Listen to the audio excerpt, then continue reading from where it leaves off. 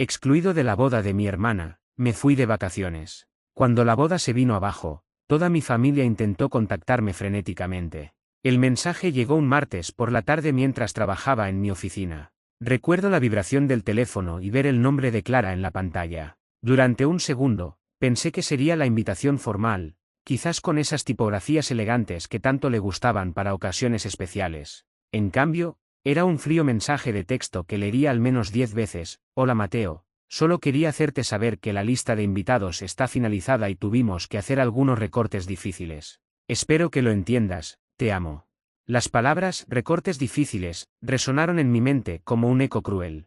Yo no era un pariente lejano, no era un amigo de la infancia con quien hubiera perdido contacto. Era su hermano mayor, el que la cuidó cuando nuestros padres trabajaban hasta tarde, el que interrumpió sus propias citas para consolarla después de cada ruptura, el que firmó como su aval para su primer apartamento cuando ni siquiera tenía historial crediticio. Mi escritorio de la oficina de repente se sintió como un escenario extraño, mis compañeros reían a pocos metros mientras yo procesaba esta bomba emocional. Tomé el teléfono con manos que comenzaban a temblar y marqué el número de mi madre. Ella respondió casi inmediatamente, con esa voz artificialmente alegre que siempre usaba cuando sabía que había problemas. Hijo, ¿qué pasa? Suenas tenso. No hubo preámbulos. Clara me acaba de enviar un mensaje. No estoy invitado a su boda. El silencio del otro lado fue más elocuente que cualquier palabra. Ay, Mateo finalmente suspiró, es solo una boda, no hagas un drama. Son cosas que pasan. Cosas que pasan, repetí, sintiendo la ira hervir en mi estómago. Mamá, he visto su lista de invitados en Instagram. Tiene a medio pueblo invitado, a su antigua compañera de yoga, al cartero, incluso a ese vendedor de café que siempre le pone extra de canela. Y yo soy el recorte difícil. Su voz adoptó ese tono condescendiente que tanto detestaba. Las bodas son carísimas, ya sabes. Y Clara pensó que tú, siendo tan comprensivo, no te molestarías. Esa frase, siendo tan comprensivo, era el eufemismo familiar para dejarse pisotear. Recordé todas las veces que había sido el hermano comprensivo, cuando Clara olvidó mi cumpleaños por tercer año consecutivo, cuando me pidió que cuidara a su gato durante 2 semanas y apareció 3 meses después, cuando nuestros padres siempre esperaban que yo cediera porque Clara es más sensible. ¿Sabes qué, mamá?, dije, con una calma que no reflejaba el huracán interior. Tienes razón. No me molestaré en absoluto. Colgué antes de que pudiera responder. Esa noche, en lugar de hundirme en la autocompasión como hubiera hecho en el pasado, tomé una decisión radical, encendí mi computadora y comencé a buscar las vacaciones más lujosas que pudiera encontrar. Si Clara iba a tener su día perfecto, yo tendría mi semana perfecta. Después de 3 horas de búsqueda, encontré el lugar ideal, un resort exclusivo en Maldivas, con villas sobre el agua, spa de primera categoría y gastronomía gourmet. Usé los ahorros que había destinado para su regalo de bodas y reservé todo por una semana. Los siguientes días fueron una mezcla de preparativos y ansiedad creciente. Mi teléfono no dejaba de sonar. Clara intentó llamarme 2 veces, luego envió mensajes diciendo que quería explicarme las cosas en persona. Mi madre me bombardeó con textos sobre no arruinar la armonía familiar. Pero por primera vez en mis 32 años, ignoré completamente sus demandas. Mientras tanto, en el trabajo, noté que mi productividad aumentaba, sin el desgaste emocional constante de mis dramas familiares, podía concentrarme mejor. Mi jefe incluso comentó sobre mi nueva energía. La ironía no se me escapaba, al priorizarme, estaba mejorando en todas las áreas de mi vida. El día antes del viaje, recibí una visita inesperada de mi tía Rosa, la hermana menor de mi madre. Ella apareció en mi apartamento con una botella de vino y una expresión comprensiva. Sé lo que pasó, dijo abrazándome. Tu madre me llamó llorando. Pero déjame decirte algo, a veces hay que alejarse para que te valoren. Su apoyo me dio la validación que necesitaba. Me contó que ella también había tenido que establecer límites con la familia años atrás, y que aunque al principio fue difícil, eventualmente llevó a relaciones más sanas y respetuosas. El día de la boda, mientras Clara probablemente se preparaba para caminar hacia el altar, yo ya estaba en el aeropuerto, disfrutando de una copa de champán en la sala VIP. Subí una foto a Instagram, mis pies relajados sobre mi equipaje de mano, con la leyenda, algunos recortes son bendiciones disfrazadas. Feliz día de bodas a todos los que celebraron. La reacción fue instantánea. Mi tía Rosa comentó, bravo. Mejor solo que mal acompañado. Mi madre respondió con una serie de mensajes cada vez más desesperados, estás en el aeropuerto, Mateo, esto es demasiado, tu hermana está llorando. Respondí con una foto del menú de primera clase y apagué el teléfono.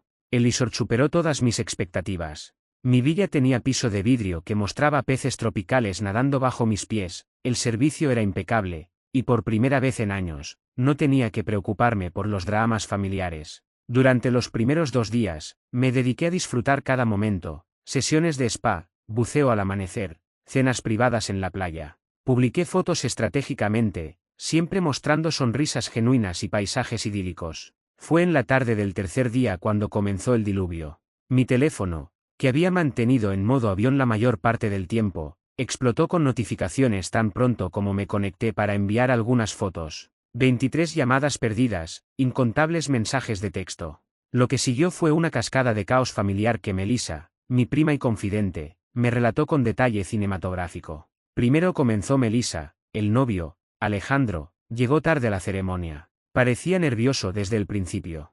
Luego, durante los votos, cuando el juez preguntó si alguien se oponía, surgió una mujer desde el fondo de la iglesia.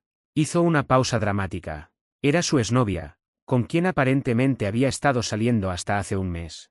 Mis ojos se abrieron de par en par. En serio. Sí, continuó Melissa. Y no solo eso, la mujer estaba embarazada. Clara perdió completamente el control, comenzó a gritarle a Alejandro en medio del altar, arrancó su velo y lo lanzó contra el arreglo floral. Nuestro tío Roberto intentó intervenir y terminó tropezando con el pastel nupcial que ya habían traído para la foto. No podía creer lo que escuchaba. ¿Y nuestros padres? Tu madre intentaba calmar a Clara, tu padre discutía con el padre de Alejandro, y la abuela, bien, ya sabes cómo es la abuela. Melissa se rió. Empezó a decir que todo esto era un castigo divino por no invitarte, que había sido siempre el pegamento de la familia. Mientras Melissa continuaba describiendo cómo los meseros habían comenzado a empacar la comida para llevar y cómo varios invitados habían filmado todo para sus redes sociales, sentí una mezcla de emociones. Había cierta satisfacción, sí, pero también una tristeza profunda por cómo nuestra familia siempre encontraba la manera de autodestruirse. Lo encontré sentado en una banca junto al estanque de patos, ese lugar donde me llevaba de niño los domingos por la mañana. Las arrugas alrededor de sus ojos parecían más profundas, y tenía las manos entrelazadas como si estuviera rezando. Tu madre no sabe que estoy aquí, comenzó, mirando el agua. Durante semanas he querido llamarte, pero no sabía cómo empezar. Me senté a su lado, ese espacio que había sido mío en la infancia pero que ahora sentía extrañamente ajeno. Sé que esto suena trillado, Mateo, pero necesito que sepas que no hay un solo día que no me arrepienta de no haber intervenido antes. Sus dedos temblorosos sacaron del bolsillo una fotografía desgastada, era de cuando Clara tenía 5 años y yo 7, ambos sentados en esta misma banca, compartiendo un helado. Tu hermana siempre fue, más demandante. Y tú, siempre el pacificador. Nos acostumbramos a pedirte más y darte menos. La confesión me golpeó con más fuerza de lo que esperaba. Durante años había anhelado este reconocimiento, pero ahora que llegaba, sabía que no bastaba con las palabras. Papá, dije suavemente, no necesito que cargues con esta culpa solamente. Necesito que camines conmigo hacia algo diferente. Asintió, limpiándose una lágrima furtiva. Tu madre, ella está destrozada. No solo por la boda, sino por darse cuenta de que estuvo ciega tanto tiempo. Cuando recibió tu mensaje desde ese resort, hizo una pausa, buscando las palabras correctas. Fue como si alguien por fin le mostrara el daño que habíamos estado haciendo. Mientras hablábamos, noté cómo su postura cambiaba, los hombros caídos se enderezaban ligeramente, como si al compartir esta carga por fin pudiera respirar. He estado yendo a un terapeuta, confesó en voz baja. Solo 3 sesiones, pero ya entiendo que mi silencio fue tan dañino como las acciones de los demás. Al despedirnos, me dio un abrazo que no recibida desde la adolescencia, firme, prolongado, cargado de todas las emociones no expresadas durante años. No importa lo que decidas hacer, susurró cerca de mi oído, quiero que sepas que tu viejo está aprendiendo a ser mejor padre. Al regresar al apartamento de Rosa, encontré a Clara esperándome en la entrada. Su presencia me sorprendió, había venido sin avisar, sin la armadura de perfección que usualmente vestía. Rosa me dijo que estabas con papá, dijo, sus ojos enrojecidos pero secos. No vine a pedir disculpas vacías. Vine porque necesito que escuches lo que jamás he admitido. La confesión de Clara se desarrolló con una crudeza que ninguno de nosotros estaba preparado para escuchar. Cada vez que te pedía ayuda, continuó, sus palabras medidas pero cargadas de una verdad largamente reprimida, no era solo ayuda lo que buscaba. Era validación. Y cuando dejaste de dármela incondicionalmente, cuando comenzaste a poner límites, lo interpreté como un rechazo.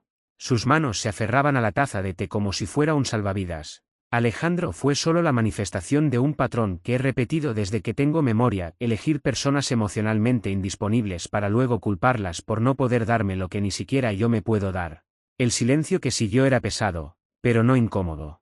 Era el silencio de las máscaras cayendo, de las paredes derrumbándose después de años de mantenerse en pie por pura fuerza de voluntad. Cuando te excluí de la boda, prosiguió, mirándome directamente por primera vez desde que había llegado, fue mi último intento desesperado por probar que podía construir una vida donde no necesitara de ti, donde no necesitara de nadie. Pero lo hice de la manera más cobarde posible, excluyéndote en lugar de enfrentar honestamente mis propios demonios. Me tomó un momento procesar sus palabras. Durante años, había asumido que su comportamiento nacía del egoísmo o la ingratitud. Ahora entendía que era más complejo, más triste. Era el miedo de una persona que se sabía emocionalmente dependiente pero que no tenía las herramientas para sanar esa dependencia. Clara, dije finalmente, eligiendo mis palabras con cuidado, agradezco tu honestidad. Pero la verdad es que no puedo ser tu red de seguridad emocional nunca más. No por resentimiento, sino porque al hacerlo, te impedía desarrollar tu propia fuerza. Ella sintió, una comprensión amarga en sus ojos. Lo sé. Y por eso esto no puede terminar en una reconciliación tradicional. Porque si volvemos a como éramos antes, ambos caeremos en los mismos roles, tú como el salvador, yo como la salvada. Fue entonces cuando comprendí que el verdadero acto de amor entre nosotros no sería un abrazo de reconciliación, sino la aceptación dolorosa de que nuestros caminos necesitaban separarse para que ambos pudiéramos crecer. Las semanas siguientes trajeron una reorganización silenciosa pero fundamental de nuestra dinámica familiar. Mis padres, aunque al principio presionaron por una reconciliación completa, llegaron a entender que lo que estaba ocurriendo era más profundo que un simple perdón. Era una reestructuración de los cimientos mismos de nuestras relaciones. Clara se mudó a otra ciudad, no como un acto de huida, sino como una elección consciente para construir una vida donde sus patrones no tuvieran el mismo control sobre ella. Nos escribimos ocasionalmente, cartas cuidadosamente redactadas que hablaban de nuestro crecimiento personal sin la presión de tener que resolver nuestro pasado. En una de esas cartas, me escribió: he comenzado a entender que mi problema nunca fue necesitarte, sino no saber cómo necesitarte de manera saludable. Y tu problema no fue cuidarme, sino no saber cuándo debías dejar de hacerlo para que yo aprendiera a cuidarme a mí misma. La respuesta que le envié contenía una verdad que me había costado años reconocer: aprendí que no puedes salvar a alguien que no quiere ser salvado, pero tampoco debes permitir que alguien te use como bote salvavidas cuando lo que necesita es aprender a nadar. Nuestra relación ahora existe en un espacio extraño pero honesto. No somos los hermanos cercanos que fuimos, ni los enemigos que casi llegamos a ser. Existimos como dos personas que comparten un pasado complicado y un respeto mutuo por los caminos separados que hemos elegido. A veces, en cumpleaños familiares o festividades, nos encontramos y intercambiamos sonrisas que contienen toda esta historia. Son sonrisas que dicen: te veo. Veo tu crecimiento. Y estoy bien con la distancia que nos permite a ambos ser quienes necesitamos ser. Mi madre ocasionalmente expresa tristeza porque no tenemos la relación tradicional de hermanos que ella siempre imaginó. Pero mi padre, en su nueva sabiduría adquirida a través de la terapia, le recuerda suavemente: el amor no siempre se ve como esperamos. A veces el acto más amoroso es soltar. Hace un mes, Clara me envió una foto de ella completando un curso de montañismo. En el reverso había escrito: aprendiendo a salvarme a mí misma.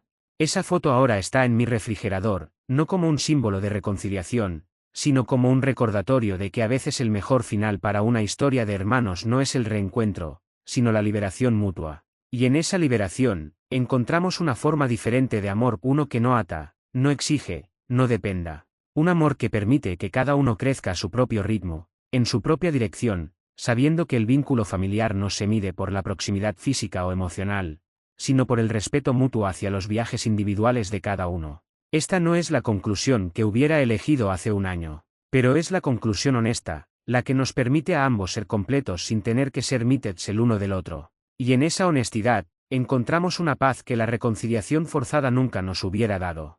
Y vamos a tener una pausa. Si esto te tuvo pegado a la pantalla, apoya con like y suscríbete, lo que viene te va a explotar la cabeza. Muchas gracias. Ahora volvamos a la historia. Sospeché que mi esposa planeaba un divorcio, así que protegí mis bienes. Nunca pensé que estaría contando algo así, pero necesito desahogarme, Llevo meses cargando con este peso y ya es demasiado. Déjenme presentarme, me llamo Mateo, tengo 34 años y trabajo como arquitecto. Mi esposa, a quien llamaré M, y yo llevábamos 12 años juntos, 6 de novios y 6 de matrimonio. Hasta hace poco, habría jurado que éramos la pareja perfecta. Cuando conocí a M en la universidad, fue como encontrar mi otra mitad, éramos esos compañeros inseparables que terminaban las frases del otro. Nos apoyamos mutuamente a través de exámenes finales, primeros trabajos, e incluso la pérdida de su padre. Construimos una vida juntos con esfuerzo y dedicación. Compramos una casa hace 4 años, la renovamos con nuestras propias manos, eligiendo cada color y cada boldosa con ilusión. El cambio comenzó tan sutilmente que casi no lo noto, fue hace aproximadamente 8 meses cuando las cosas empezaron a sentirse diferentes. M, que siempre había sido abierta y transparente, comenzó a comportarse como una extraña. Recuerdo claramente el primer indicio, un martes por la noche, estábamos viendo una película y su teléfono no dejaba de vibrar. Ella, que siempre dejaba su dispositivo en la mesa de centro sin preocuparse, lo cogió con urgencia y salió de la habitación murmurando algo sobre un mensaje de trabajo. Me pareció extraño, pero lo atribuí al estrés laboral. Las semanas siguientes trajeron más señales, comenzó a establecer contraseñas en todos sus dispositivos, algo que nunca había hecho antes. Cuando le pregunté casualmente al respecto durante la cena, su respuesta fue evasiva: en estos tiempos, con tantos hackers, mejor prevenir que lamentar. Asentí, pero algo en su tono no me convenció. Lo que realmente empezó a alarmarme fueron las llamadas telefónicas, comenzó a recibirlas a horas extrañas, siempre saliendo de la habitación para responder. Una noche, a las 11:30, escuché susurros provenientes del balcón. Cuando pregunté quién era, me dijo que era su amiga Carla con un problema emocional. Lo extraño fue que al día siguiente, hablé con Carla y no mencionó nada al respecto. Su comportamiento con el teléfono se volvió casi obsesivo, lo mantenía boca abajo constantemente, incluso junto a nuestra cama. Una mañana, mientras preparaba el desayuno, vi que había dejado su dispositivo desbloqueado en la mesa. Por curiosidad, eché un vistazo rápido y noté una conversación con un contacto guardado como J que mostraba mensajes recientes pero borrados. Me sentí culpable por revisar, pero mi instinto me decía que algo andaba mal. El distanciamiento emocional fue lo más doloroso, nuestras conversaciones profundas sobre el futuro se convirtieron en intercambios superficiales. Cuando le propuse planear unas vacaciones para nuestro aniversario, su respuesta fue un desinteresado: ya veremos. Incluso en la intimidad, las cosas habían cambiado, los abrazos espontáneos se volvieron raros, y sus besos sentían distantes, como si su mente estuviera siempre en otro lugar. Comencé a notar otros patrones preocupantes, empezó a llegar más tarde del trabajo, excusándose con reuniones improvisadas, o atrasos en el tráfico. Su ropa también cambió, de pronto comenzó a usar vestidos más elegantes y perfumes diferentes para días laborales completamente ordinarios. Cuando le comenté lo bonita que se veía con su nuevo estilo, me respondió con un gracias mecánico, sin la complicidad que solía tener nuestra relación. Una tarde, revisando los estados de cuenta, descubrí que había gastado una cantidad considerable en un restaurante de lujo que nunca habíamos visitado juntos. Al preguntarle al respecto, se limitó a decir que había salido con unas compañeras del trabajo para celebrar un proyecto exitoso. Sin embargo, noté que evitaba mirarme a los ojos mientras daba esa explicación. Lo más preocupante fue cuando comenzó a criticar aspectos de nuestra vida que antes parecían hacerla feliz. De pronto nuestra casa era demasiado pequeña, nuestro vecindario, poco inspirador, y hasta mi profesión de arquitecto, limitada en sus perspectivas económicas. Cada comentario venía acompañado de un suspiro de insatisfacción, como si hubiera estado reprimiendo estos pensamientos durante años. Las discusiones se volvieron más frecuentes, pero no eran los debates apasionados de antes, ahora eran frías, calculadas. Ella usaba un tono de voz que no le reconocía, como si estuviera repitiendo argumentos que había escuchado en otro lugar. Necesitamos pensar más en nuestro futuro financiero, decía, o no podemos conformarnos con tan poco. Palabras que sonaban a eco de otra persona, de otra influencia que se había filtrado en nuestro matrimonio. Una noche, decidí confrontarla directamente. La encontré en el estudio, mirando fijamente su teléfono con una sonrisa que se desvaneció tan pronto como me vio. ¿Con quién hablas tan seguido últimamente?, pregunté, apoyándome en el marco de la apurada. Ella escondió el teléfono instantáneamente. Nadie importante, dijo, pero sus mejillas se sonrojaron. Nadie importante te hace sonreír así a las 11 de la noche, insistí, sintiendo como mi corazón latía con fuerza en el pecho. Su silencio fue más elocuente que cualquier respuesta. Fue entonces cuando tomé la decisión de investigar más a fondo. Al día siguiente, llamé a un viejo amigo que trabajaba en seguridad informática. Lucas, necesito tu ayuda, le dije, sintiendo una mezcla de vergüenza y determinación. Creo que mi matrimonio se está yendo a pique, y necesito saber la verdad.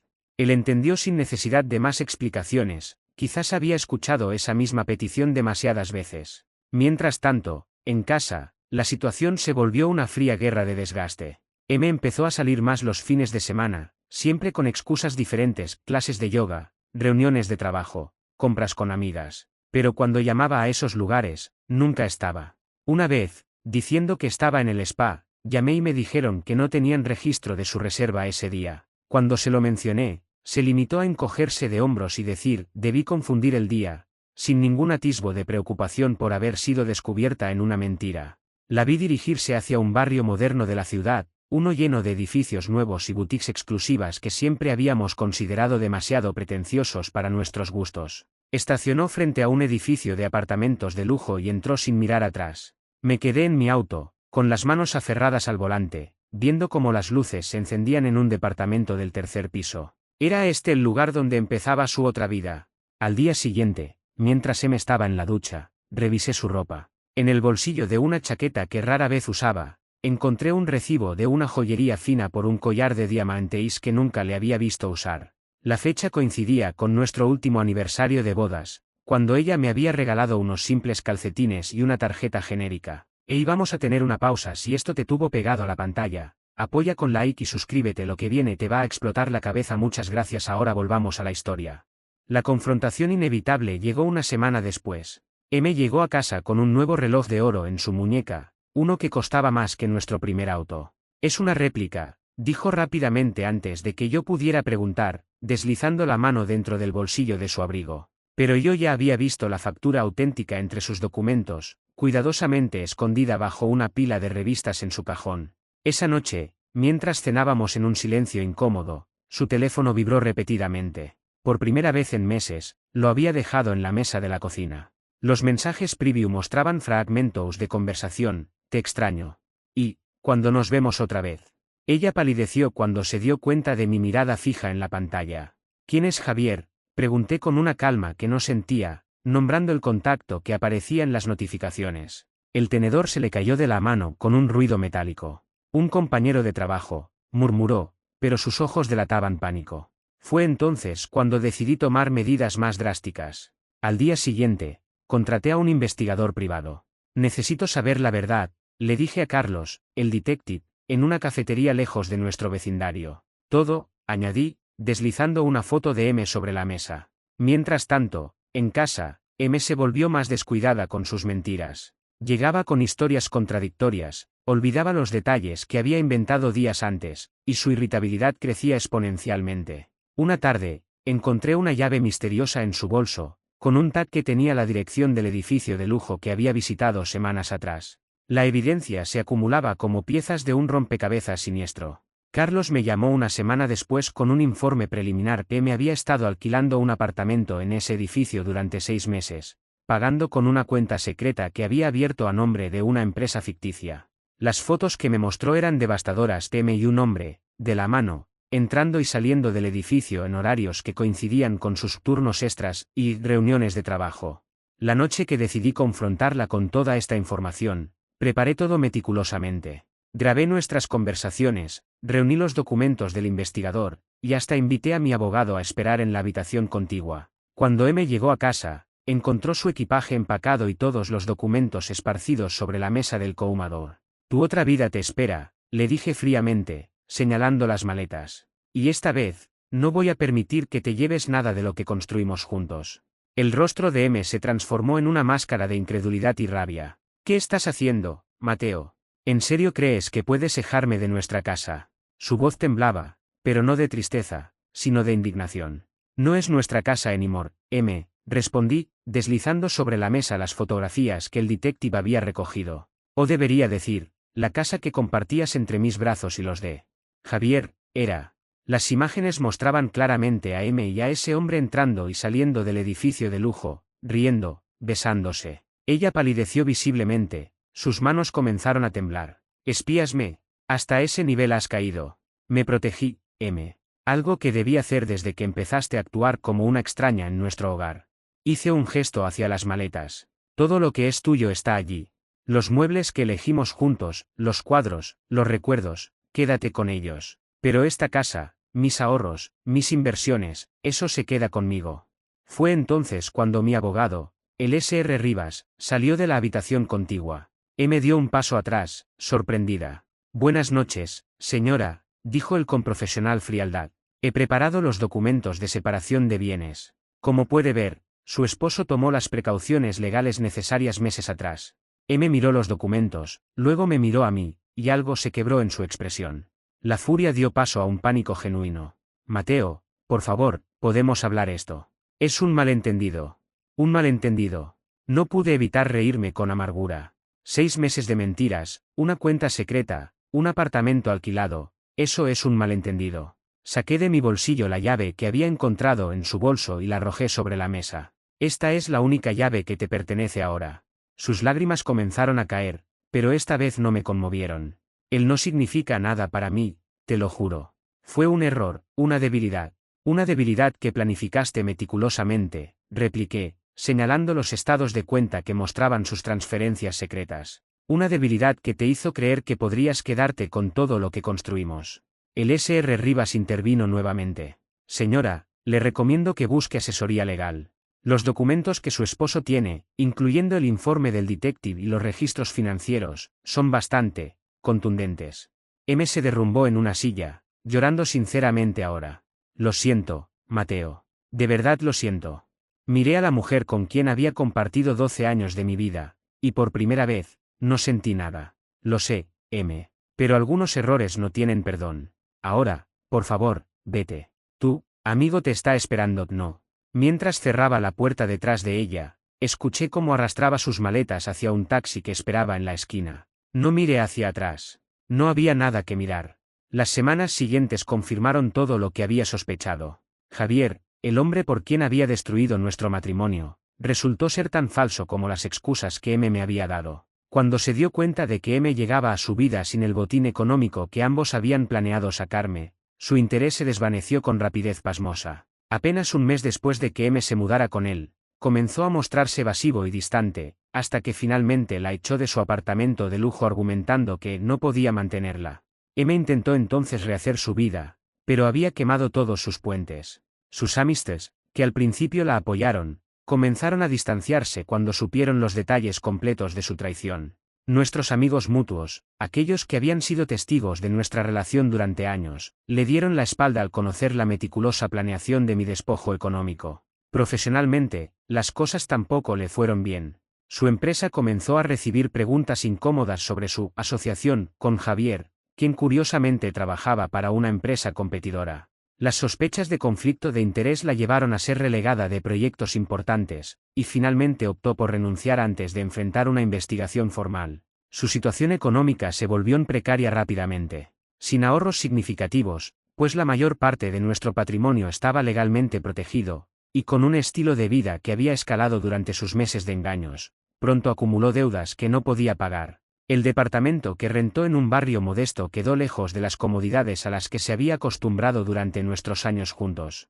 Mes y medio después de nuestra separación, recibí una llamada de su madre, quien entre lágrimas me contó que M había caído en una depresión severa. Nunca debió haberte traicionado, Mateo, sollozó, pero tampoco merece sufrir así.